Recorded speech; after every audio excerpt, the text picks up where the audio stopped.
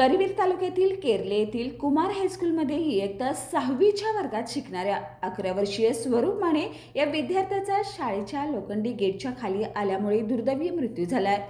ही घटना काल दुपारच्या दरम्यान घडली होती। दरम्यान या प्रकरणी दोघा शिक्षकाविरोधात करवीर पोलीस ठाण्यात गुन्हा नोंद करण्यात आलाय। स्वरूप हा लघुशंकेसाठी जात असताना शिक्षक वंदना रामचंद्र माने आणि कृष्णात श्यामराव माने हे स्वरूप माने याला दुरावस्थेत असलेले दोरीने बांधलेला शाळेचा गेट बाजूला करण्यास सांगितलं।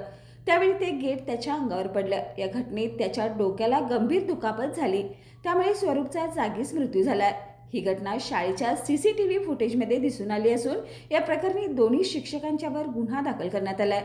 घटनेनंतर शाळेतील सुरक्षा उपायांची पुन्हा तपासणी करण्याची मागणी जोर धरली आहे।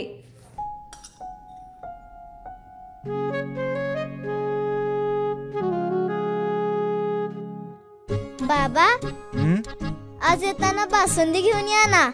अगं, कालच आपण आईचा वाढदिवस होता म्हणून आणली होती ना।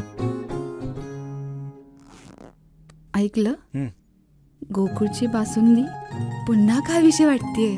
खरं सांगू, मलाही खावीशी वाटतेय। पुन्हा पुन्हा खावीशी वाटणारी गोकुळ बासुंदी।